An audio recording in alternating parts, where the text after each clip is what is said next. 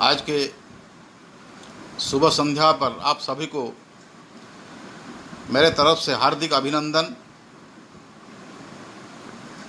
संस्कृत विकास संस्थान नई दिल्ली के तरफ से समायोजित जो चर्चा सत्र है, व्याख्यान सत्र है, उसमें भाग ग्रहण करने हेतु मुझे बहुत आनंद मिल रहा है। जिस देश में हम पैदा हुए हैं, ये देश हमारा भारत देश है। भारत का व्युत्पत्ति अगर हम करें तो पता चलता है भारत का मतलब क्या है। भा का अर्थ ज्ञान, रथ का अर्थ संलग्न और भा अर्थात ज्ञान में जो अविराम संयोजित हैं वह है हमारा भारत देश है। ये भारत देश का जो संस्कृति, जो वैभव है, ये हम लोग के लिए स्मरणीय है, वरणीय है और हमें ये हमेशा प्रेरणा देती है, आगे चलो, आगे चलो। जैसे कि हमारा उपनिषद में कहा गया है, चरई बेती चरई बेती चरई बेती, अर्थात आगे चलो, आगे चलो, कभी पीछे मत हटना। ये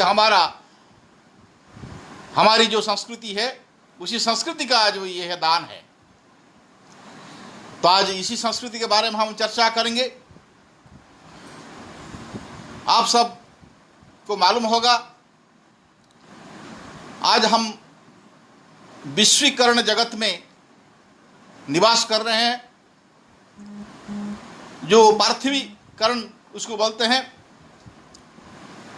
और आज ग्लोबलाइज, अंग्रेजी भाषा में उसको ग्लोबलाइज वर्ल्ड बोलते हैं। उसी वर्ल्ड में हम हैं। लेकिन ये जो ग्लोबलाइजेशन का जो कंसेप्ट है, ये किसका दान है? आप सुनने बाद आश्चर्य हो जाएंगे आप सब लोग। ये हमारा भारतवर्ष का दान है। इसी का प्रमाण क्या है? इसी का प्रमाण हम देंगे हमारे भारतवर्ष का सनातन धर्म का अमूल्य तत्व वेद है। वेद में राष्ट्र सूक्त के नाम पर कितने सूक्त हैं। राष्ट्र का तात्पर्य, आजकल हम राष्ट्र का तात्पर्य लिमिटेड अर्थात संकुचित भाव से समझ रहे हैं।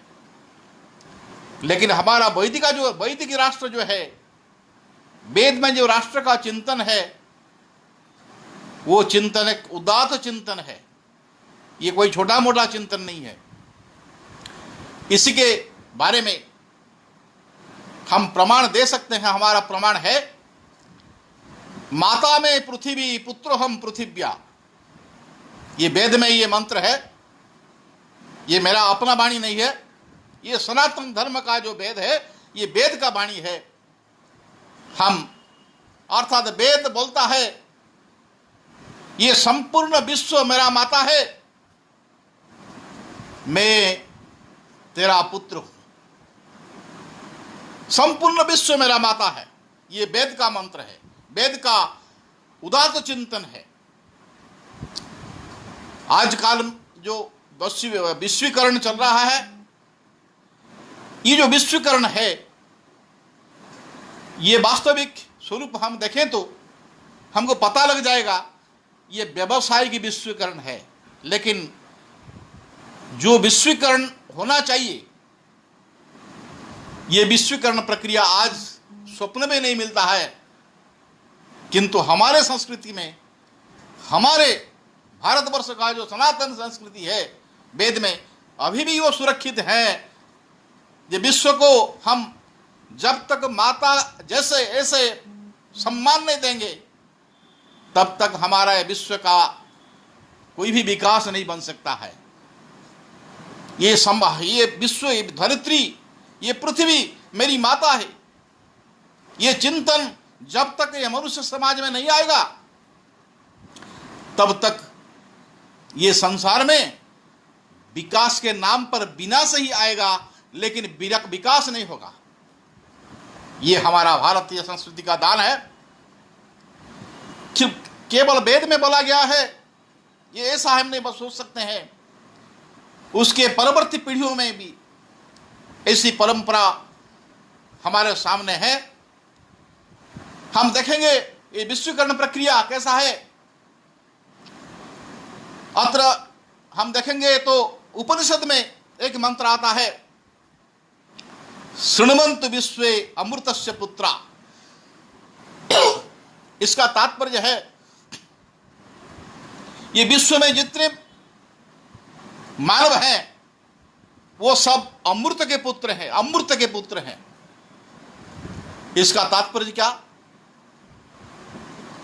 आजकल देखिए विश्व में जो कुछ चीज, जो कुछ सुविधा है, जो सब चल रहा है, ये मनुष्य को मृत्यु के तरफ खींच रहा है। आजकल का जो संस्कृति है, आजकल हम जिस परिवेश में हैं, ये परिवेश, ये संस्कृति हमेशा ये मनुष्य को मृत्यु के तरफ खींच रहा है। लेकिन भारतवर्ष का जो दान है, भारतवर्ष का जो संस्कृति है, ये एकमात्र संस्कृति है ये पृथ्वी में जो मनुष्य को मृत्यु से अमृत्यु अवस्था तक खींच रहा है। ये संस्कृति को जो अपनाएगा उनका कोई मृत्यु नहीं है। जैसा गीता में बोला है, नैनम छिन्दन्ति शस्त्राणि नैनम दहति पावक न चैनम क्लेदयन्त्यापो न शोषयति मारुतः अचिद्यय मदाहुय मक्लिद्य स्वस्यैव च नित्य सर्वगत स्थाणु रचलो यम सनातनः वासांसि जीर्णानि यथा विहाय नवानि गृह्णाति नरोपराणि तथा शरीराणि विहाय जिन्ना नन्यानि संजाति तवानि देहि। ये अमृत, शृण्वन्तु विश्वे अमृतस्य पुत्रा, अर्थात ये मानव, इसका जन्म है, उनका मृत्यु है, लेकिन इसमें ऐसा तत्व है जो कभी जन्म नहीं होता है, कभी भी मृत्यु उसका भी नहीं है। वो तत्व भी हमारा भारतवर्ष का दान है। आप देखेंगे तो इसके बारे में प्रमाण देते हैं हम। भगवद गीता का 5 अध्याय, उसमें एक श्लोक आता है, द्वाविमो पुरुषो लोके क्षरश्चाक्षर एव च क्षरः सर्वाणि भूतानि कुटस्थक्षर उच्यते। अर्थात ये संसार में 2 तत्व हैं, एक तत्व क्षर तत्व है और दूसरा तत्व है जो अक्षर तत्व है। ये मनुष्य के नहीं, हमारा संस्कृति, हमारा जो भारतीय परंपरा, ये हमेशा हमको प्रेरणा देती है। ये समग्र विश्व में 2 तत्व विद्यमान है। जैसे कि मनुष्य में, जीवन में भी 2 तत्व विद्यमान है, एवं जो अमनुष्य है, जो काष्ठ है, जो पत्थर है, जो पेड़ है, इसमें भी 2 तत्व विद्यमान है। क्या क्या?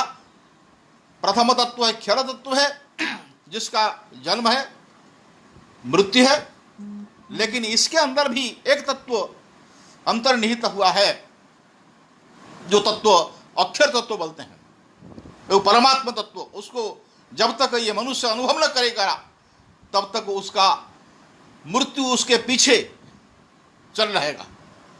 लेकिन ये मृत्यु को अतिक्रम करने के लिए जो अक्षर तत्व है उसको हम जैसे पहचान के, ये प्रमाण देता है हमारा भारतीय संस्कृति देती है।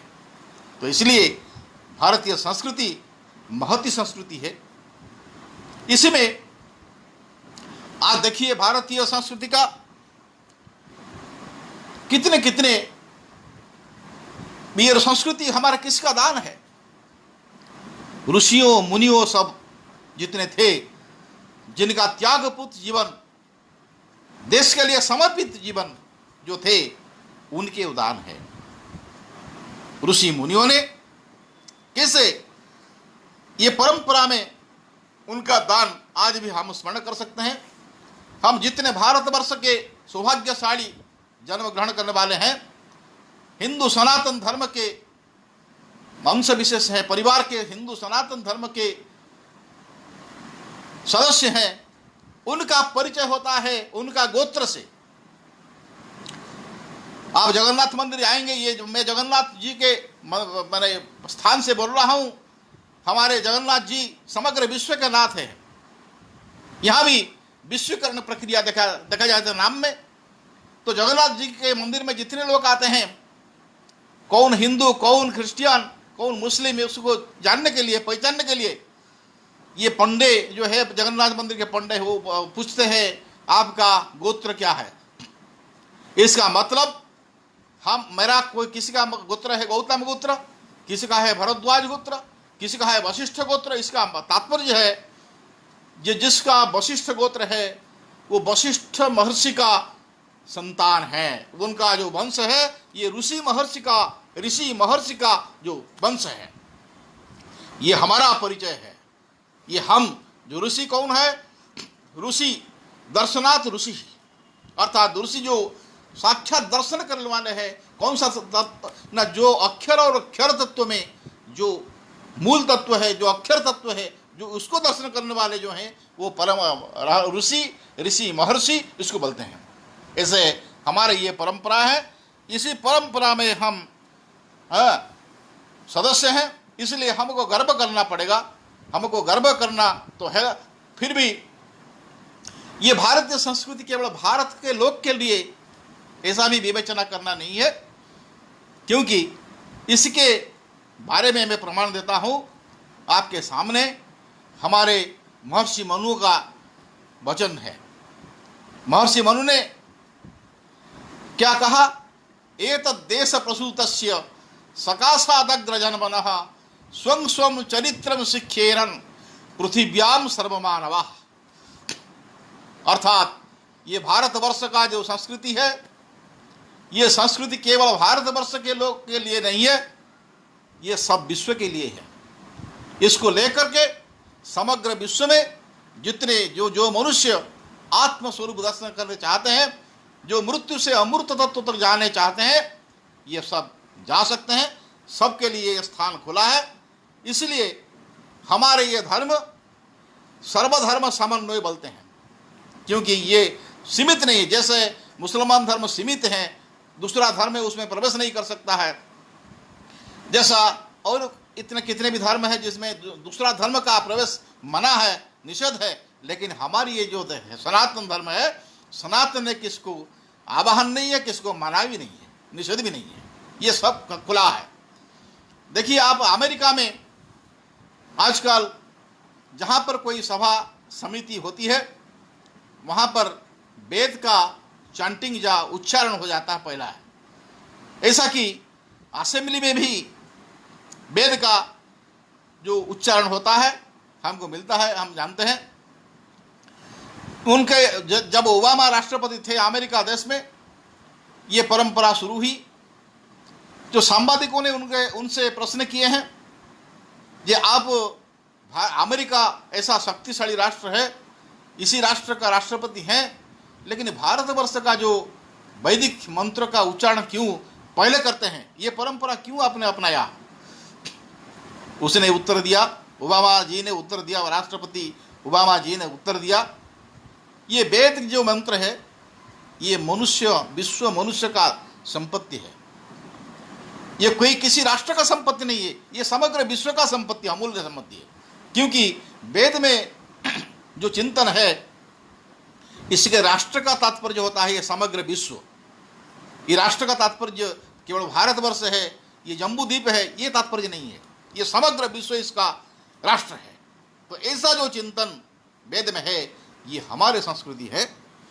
आप ये भारत संस्कृति के बारे में हम जब इसका भारतीय संस्कृति का जो महत्व है, हम लॉर्ड माकले जो आधुनिक शिक्षा का प्रचलनकारी है भारतवर्ष में थे, उनसे मुख से हम पाते हैं। वो लॉर्ड मैकॉले पाश्चात्य शिक्षा प्रचलन करने के लिए भारत में आए थे। ब्रिटिश पार्लियामेंट ने उनको भेजा था, ये भारत को शिक्षा देने के लिए आप कुछ योजना सोचिए। लॉर्ड मैकॉले ने क्या किया, भारत में अपना शिक्षा को प्रतिष्ठा करने से पहले उसने क्या किया, भारतवर्ष को सर्वे किया। सर्वे जब मैकॉले जी ने सर्वे किए हैं, ये भारतवर्ष का शिक्षा और संपत्ति कितना है, कैसा है, लोग का स्वभाव कैसा है, लोग शिक्षित या अशिक्षित हैं, ये सब संपूर्ण भारतवर्ष का सर्वेक्षण एक बार नहीं 3 बार किए हैं। 3 बार करने के बाद उनको पता चला कि भारतवर्ष में जितने लोग हैं वो सब 100% शिक्षित हैं, और भारतवर्ष में जितने लोग वास कर रहे हैं वहां कोई गरीबी नहीं है, अर्थात कोई भिखारी नहीं है। ये उनका रिपोर्ट है। आज भी जो अंतर्जाल है, ब्रिटिश पार्लियामेंट का जो अंतर्जाल है, आज भी उनका स्पीच ब्रिटिश पार्लियामेंट के अंदर उनका स्पीच था। ये स्पीच आज भी उपलब्ध है, आप देख सकते हैं। तो उसने बोले कि भारत में मैं 3 बार सर्वे किया, मुझे रिजल्ट मिला, फल मिला क्या ना, भारतवर्ष का जितने लोग हैं ये सब 100% शिक्षित हैं एवं 100% सभ्य है, और कोई भिखारी मुझे नहीं मिला। देखिए, पाश्चात्य शिक्षा के प्रचलन से पहले भारतवर्ष का क्या गरिमा थी, कैसी गरिमा थी भारतवर्ष का, ये हम नहीं बोलते हैं, लॉर्ड मैकॉले बोलते हैं। तो लॉर्ड मैकॉले जी ने जब ब्रिटिश पार्लियामेंट में बोले, उनके जो सदस्य हैं तो प्रश्न किए, तो आप क्या सोच रहे हैं भारतवर्ष के बारे में ना, भारतवर्ष को शासन करने के लिए क्या शासन करेंगे, क्या शिक्षा देंगे भारतवर्ष को, जो स्वयं शिक्षित है, स्वयं सभ्य है, जहां गरीबी नहीं है, कोई भिखारी नहीं है, उसको क्या हम दे सकते हैं। ऐसा मंतव्य सुनकर उन सब निराश हो गए ब्रिटिश पार्लियामेंट में। तो फिर उसने सोचा ये एक ही रास्ता है भारत को शासन करने के लिए, भारत में नया शिक्षा को उपस्थापन करने के लिए एक ही रास्ता है। क्या रास्ता है ना, भारत में सब जितने लोग हैं सब 100% शिक्षित हैं, प्रशिक्षित हैं, सब सुसभ्य हैं, स्वभाव में, आचार में, व्यवहार में सब कुछ अच्छे हैं, लेकिन उनको अंग्रेजी भाषा का पता नहीं है। तो अंग्रेजी भाषा जब लाद देंगे उनके ऊपर, तो सब एक दिन में सब भारतीय लोग निरक्षर बन जाएंगे। जब भारतीय लोग सब निरक्षर बन जाएंगे, तब हम क्या करेंगे, उनको शिक्षा देने के लिए समर्थ हो जाएंगे। ऐसा करके तब से भारतवर्ष में अंग्रेजी भाषा को लाद दिए, एवं आज तक हम निरक्षर को साक्षर करने के लिए प्रयास चालू किए हैं। लेकिन हमारे भारतवर्ष में जो निरक्षर है वो एक ऋषि है। ये ऋषि है, ये परम वैष्णव है, वो परम सभ्य है। आप देखिए, जो कृषि कर्म करने वाले गांव में रहते हैं वो कितने परिश्रम करते हैं और कितने अनुशासित हैं। लेकिन आजकल ये सब हमारे संस्कृति के ऊपर अत्याचार होकर ये सब आज बहु प्रकार का समस्या आ जाती है हमारे सामने। अब देखिए, ये संस्कृति का मूल लक्ष्य है मानव को उचित शिक्षा देना, मानव के अंदर जो मानवता तत्व है उसको उत्तेजित करना, उसको बाहर लाना। क्योंकि ये समग्र विश्व का जो सौंदर्य है, ये समग्र विश्व में जितने संपत्ति हैं, जितने रत्न हैं, ये सब किसके लिए हैं? सब मनुष्य के लिए है। लेकिन कौन सा मनुष्य इसको भोग करने के लिए उपयुक्त है? ना जो मानवता संपन्न